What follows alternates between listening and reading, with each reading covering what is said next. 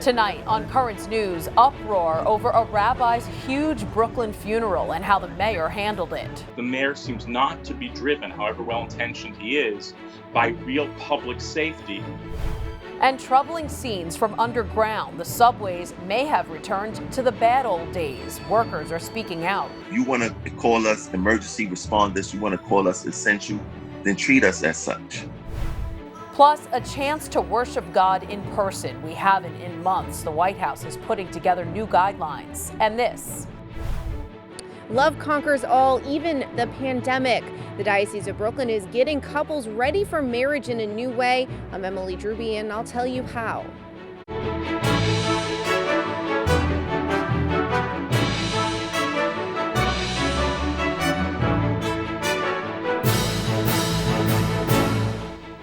You're looking at Times Square, the crossroads of the world, nearly deserted because of social distancing. But there's a whole other side to the story.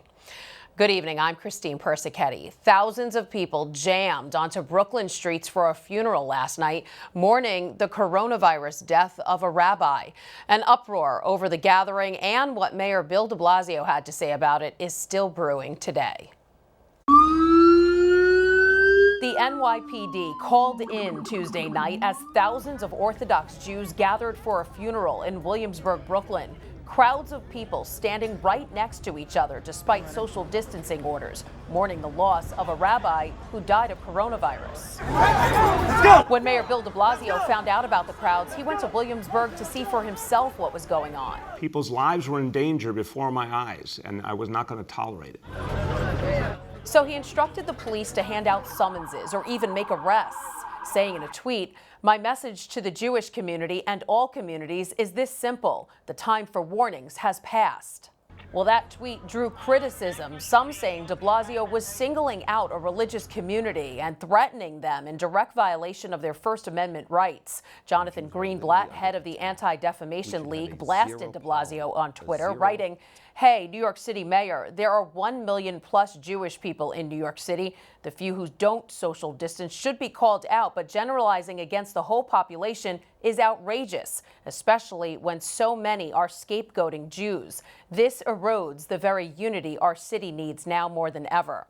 And while former Brooklyn Assemblyman Dov Hikind called on the mayor to apologize, saying he shouldn't have blamed the entire Jewish community for the acts of some, he also spoke to the rule breakers. By not following the rules, by gathering in groups, by gathering at funerals, by gathering in synagogues, by gathering in other places, it is unacceptable and must stop. De Blasio said his message was to all communities and he won't tolerate anti-Semitism. He also apologized. If in my passion and in my emotion I said something that in any way was hurtful, I'm sorry about that. That was not my intention. But I also want to be clear, I have no regrets about calling out this danger and saying we're going to deal with it very, very aggressively. Police Commissioner Dermot Shea says there will be stern consequences for people who gather in large groups because it puts members of his department at risk. And stay with us. Top Rabbi Brad Hirschfield will join us to talk about the funeral and the response to it. That's still ahead in this newscast. The bad old days are returning to the city's subways. A flood of homeless people are taking over the trains as most strap hangers stay away. The MTA is vowing to hire its own cops to clear them out. Currents News' Jessica Easthope has the story from Brooklyn. Jessica. The problem has always been there. Now a global health crisis has made homelessness on the subway more visible than ever before.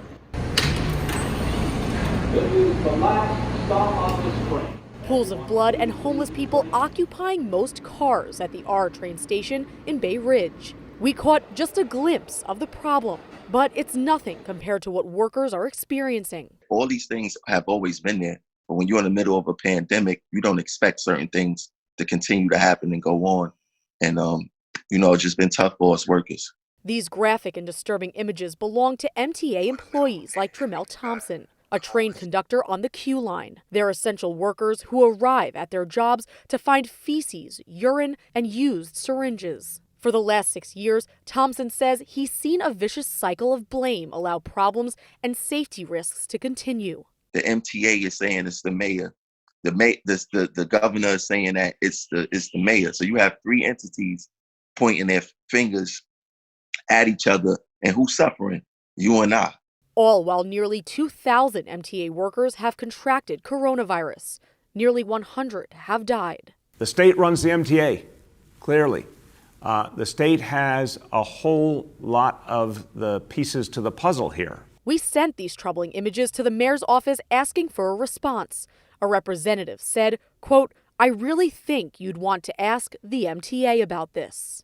Earlier this year, Mayor de Blasio introduced Thrive NYC, a $1 billion initiative to address mental illness in New York City. An initiative MTA workers say they haven't seen manifest itself yet. You got the ones who have EDPs, emotionally disturbed persons. Those are the ones that really need the help. Despite the conditions, TRAMELL says most homeless are just looking to sleep and eat on trains. The city and the state failed them, but can the city and the state make them hostages to what the city and state believe in is right? You know, these homeless individuals, they have choices also. TRAMELL says it's worse than he's ever seen it, rivaling the subway's worst years. You have to lean on your beliefs, your faiths, religion, whatever it is, when you have a job like this, especially dealing with the public in New York City. Governor Cuomo is demanding the MTA come up with a plan on how to disinfect every train every night by the end of this week. We also reached out to Mayor de Blasio's office and the MTA, but our requests for comment have not been answered. In Bay Ridge, Jessica Easthope, Currents News. The Diocese of Brooklyn is helping to feed New Yorkers, including the many who've lost their jobs during the pandemic. Catholic Charities Brooklyn Queens has already handed out nearly 30,000 meals at recent pop-up food distribution events in the two boroughs. Now a Brooklyn church is doing more. St. Thomas Aquinas Parish has a new food pantry. It's open every Monday through Thursday from 10 to 4 or until the food runs out. The church is at 1501 Hendrickson Street in the Flatlands neighborhood. They're planning to feed up to 1,000 people every week. Getting back to church is a major topic in new guidelines the White House is preparing. The recommendations are due out soon and reportedly say faith communities can get together again in public, but limit the number of people at church. The Trump administration is suggesting houses of worship continue to rely on virtual services such as live-streamed masses. The much talked about drug hydroxychloroquine does help a majority of patients, according to a group of doctors. The Association of American Physicians and Surgeons says the malaria drug improved the odds of recovery for more than 90% of COVID patients. Those numbers are based on data from more than 2,300 patients. Here are some more headlines. Greece wants tourists to visit this summer, but they'll probably have to get virus tests first. Las Vegas has a reopening plan. They're hoping to get people back in the casinos by the end of May. And sailors are returning to the USS Theodore Roosevelt. They moved ashore after a virus outbreak on the aircraft carrier. Fewer people than ever before are tying the knot, and with the COVID-19 crisis, that's probably going to accelerate. The marriage rate across the country fell to its lowest level since the government started keeping the stats in 1867. The most recent drop-off in 2018 was 6%. Experts say that with the virus outbreak, the decline in formal weddings is likely to grow into the future. For the Catholic couples who want to say I do, preparing for the sacrament of matrimony is a lot different these days. The usual requirement is a set of pre-Cana classes for the prospective bride and groom. Currents News' Emily Drooby has the story of how those sessions are changing. Across the U.S., the pandemic has drastically changed wedding plans. Some, like this Texas couple, are taking part in socially distanced weddings. Now pronounce you husband and wife. Others have canceled altogether. Marriage rates are at the lowest level on record. Experts believe the pandemic will drop them even more. In New York State, Governor Andrew Cuomo tried to make it easier for couples looking to exchange vows, allowing marriage licenses and ceremonies to be done remotely. There's now no excuse when the question comes up for marriage. You can do it by Zoom. The Diocese of Brooklyn is also making it easier for Catholics to prepare for the sacrament of matrimony, moving pre-Cana classes to this online platform. It's a major change. The required marriage preparation for Catholics has always been done in person. We actually had to convert all of our classes from an in-person format to an online, on-demand experience. Christian RADA, the director of marriage, family formation, and respect life education for the diocese, explains while Catholics still have to be married in a church, this way they're ready to go. So as soon as the churches are opened, the couples can just simply present to the priest or deacon who's preparing them. The online classes were a godsend for Patricia and Sal, who were worried about how they would finish pre-Cana before their June wedding. We were like, well, what are we going to do now? How are we going to get this done if June does happen? So we were relieved to have that option to be able to do it online. Unfortunately, the couple had to move their nuptials to September because of the pandemic, but at least now pre-Cana is one thing they can cross off their to-do list. The main goal here is to get married. It's not about anything else. The online classes in English and Spanish started with the pandemic, but now they're here to stay. RADA says they'll be an option going forward. On the Upper East Side, Emily DROOBY, Currents News. There's a lot more news headed your way. More fallout from that Brooklyn funeral. A Jewish community leader will join us to talk about the crowd and how the city handled it. Plus, is the second round of the coronavirus inevitable? The answer coming up. And the virus is not only affecting our physical health, but our mental health as well. An expert on how we can fight it. Now you can help us put your faith in the news. The next time you capture a newsworthy event, send us your pictures or video. It's easy. Go to netny.tv/send us, and you may see your submission on Currents News.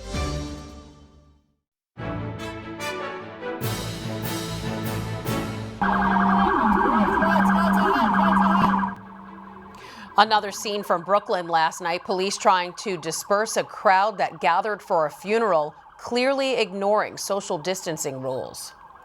Here now to talk more about the gathering and the response to it is Rabbi Brad HIRSCHFIELD, president of the National Jewish Center for Learning and Leadership. And Rabbi, Mayor Bill de Blasio is under fire for using the words Jewish community in his tweet. How do you think he handled this? I don't actually think he handled it well, though I want to say I'm sure he was well-intentioned. I don't want to judge his intentions. But the truth is that for me, it's not just the use of the term Jewish community. It's the fact that he talked about a funeral when on the very same day, far larger crowds with far greater density gathered together to watch the flyover that the Blue Angels did and the Thunderbirds did. So I get it. Use Jewish community, don't use Jewish community. It was a poor idea. But there's a larger issue at work here. And that's that the mayor seems not to be driven, however well-intentioned he is, by real public safety, regardless of who the violators may be. What was your reaction when you saw the video of the funeral? It's very disturbing. The fact is, what went on at that funeral endangers all of us, but that also points to why simply castigating people doesn't help, whether it's the Hasidic community in New York, evangelical churches across the South, because these people actually experience, I want to judge them well too, this is a kind of fearless expression of faith. Now, they're completely wrong, but yelling at someone about their faith never works. What I think, and doesn't mean it shouldn't be enforced. These things should be shut down. But imagine if we started to say to these communities, you are missing an opportunity, not just to take care of yourselves, but to save the lives of others, because that's what this is really all about. Recently, the mayor said he would close churches and synagogues if communities don't follow social distancing. Do you think he's focusing too much on religion? Look, there does seem, as we said before, the flyover doesn't bother him, but churches and synagogues do. Mosques don't seem to at all.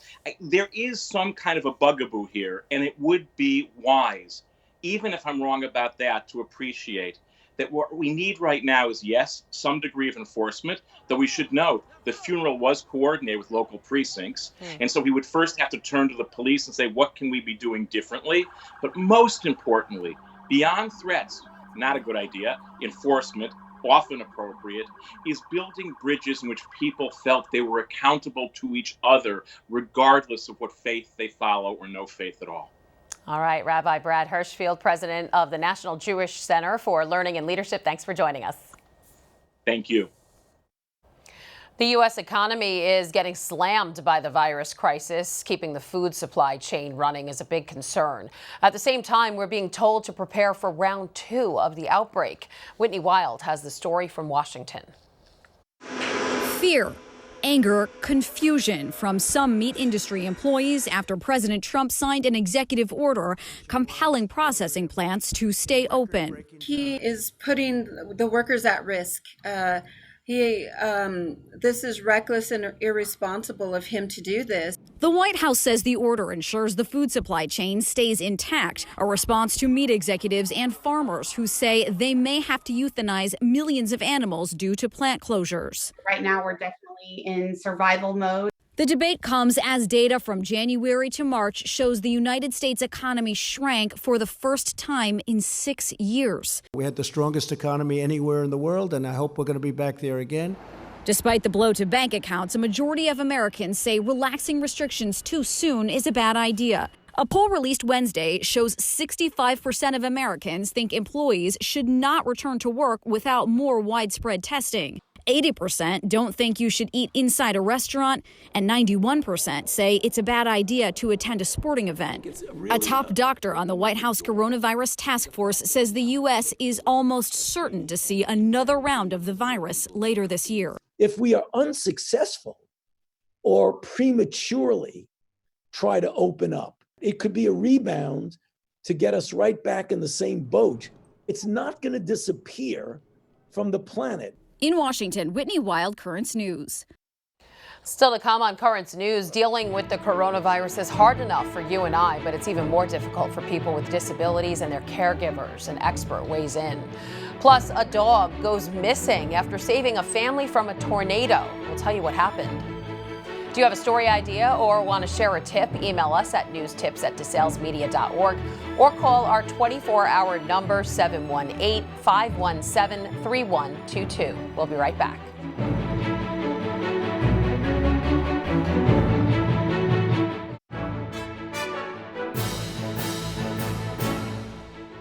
All of us are coping with a new normal, living in the era of the coronavirus. The challenges are especially great for people with disabilities. Here to talk about that is National Catholic Partnership on Disability Director CHARLEEN KATRA. And CHARLEEN, what are some of the biggest challenges facing people with disabilities during this pandemic? I think the major issue right now for persons with disabilities, especially during COVID-19, where medical resources are limited, and so hence some of those pieces of equipment, et cetera, have to be ventilators, things that we've been hearing on the news for weeks have to be rationed. Sometimes in those critical situations where decisions have to be made as to who gets a ventilator and who does not, a person with a disability or a vulnerable population such as them may be denied that based solely on the fact that they have a disability, which is certainly not the moral and ethical way that we should be operating. So our office, NCBD, recently put out a statement to educate people about the rights of persons with disabilities, specifically to receiving medical treatment in a more objective manner. Right. And there are growing concerns that with most places on lockdown and people isolated in their homes, mental health is taking a hit. What are the best ways to cope? I think it's just a matter of trying to get into a routine of self-care, number one, and that goes also for the care providers, because sometimes we're thinking of the individual who might have the challenge of a mental health issue already or concern. Also need to take a routine of, again, the blessing, we can at least go out and have a nice walk outside on a good day. Certainly prayer I would lean into, any kind of meditation. Any support group, even though these days it's typically, again, online, but staying in touch with family and friends, whoever your support and community is, seeking out, again, those relationships. You know, some hospitals like New York Presbyterian are letting loved ones have short visits with those who are living with developmental disabilities. Knowing the risks that come from close contact, is this a good idea? Well, I'm not a medical doctor to speak about a good idea. I guess I could just say it from a family perspective. And I did hear someone say this recently. It may not sound quite right, but if I was to get COVID-19 from someone, I would rather get it probably from my own loved one than someone from the checkout person who works at a restaurant or a checkout person that I'm interacting with during these tenuous times. Okay, the crisis is changing education. Now students are distance learning, but kids with developmental disabilities might also need things like speech and physical therapies. Are they still receiving the proper care? I think they are, but probably in a much more limited format. And again, now we're going back to that family who is now the parents, and we've all become educators, whether we were before or not, especially for our children and youth. So those therapies, the occupational therapies, the physical therapies, speech therapy, they're probably not receiving to the magnitude that they had been previously, which the issue with that, as well as lack of socialization for our kids who have any kind of intellectual and developmental disabilities, they may have some regression. All right, CHARLEEN KATRA, Director of the National Catholic Partnership on Disability. Thanks for joining us. You're very welcome. Thank you. Over in Madrid, the professional cleaners who keep hospitals in good shape are being recognized. A moving experience for one. The other day, I was in a room disinfecting the floor, and I noticed it was 8 p.m., the time set aside for applause. So I saw the patients leave their rooms to stand at the door. There was a man with an IV, and they started to applaud me. That stuck with me. I was touched. The cleaners are on the front lines with doctors and nurses coping with stress to ensure virus patients receive good care. Finally tonight, one family in Tennessee lost everything during last month's tornado, especially when the family dog vanished after the storm. They spent weeks searching for her. Matthew Torres reports their prayers were finally answered. With her being gone, that was a missing piece to our family that had been missing the last 7 weeks. And for several weeks, Eric Johnson's family felt incomplete. Their furry, four-legged friend Bella was the missing piece of the picture. I played every day that, until she was brought home, that God would keep her safe. The 6-year-old Australian Shepherd vanished after March 3rd's EF4 tornado wiped out their home and destroyed many others in Putnam County. Eric credits her for saving their lives. If it wasn't for her waking us up, we never would have got to a safe spot where we could actually have a chance to live. For weeks, they'd been searching for Bella after hearing from witnesses who spotted her. Eric was losing hope until Sunday, when Bella was found hiding almost 5 miles away. She actually recognized me and actually ran up to me and started licking me in the face. We've been following this family's journey ever since deadly tornadoes across the mid-state. That includes them trying to find Bella. And this good news wouldn't have happened without the help of a church friend. Just to be able to put this piece back together for them, I was up there crying like a baby. Sarah ROMEYN is a church friend who volunteers rescuing dogs. She's devoted her time helping find Bella. It wasn't until Thursday when she received a call that she was hiding in an alley. We just started putting out really good food and just enticing her to make sure she held to that pattern of going right to that spot. She confirmed it was her after setting up trail cameras in the parking lot. It's hard work she calls gratifying. The family says she's back to her normal routine. She hasn't forgot. She'll wake us up to go outside in the middle of the night when she needs to use the bathroom like she used to. It's good news the family can celebrate, feeling a sense of home once again. It brings a whole new hope that, anything can happen and miracles still happen every day. That was Matthew Torres reporting. The family plans to rebuild on the exact same spot where their home stood before the tornado. And that is Currents News. I'm Christine Persichetti. Thank you for joining us because we are putting your faith in the news. Good night and God bless.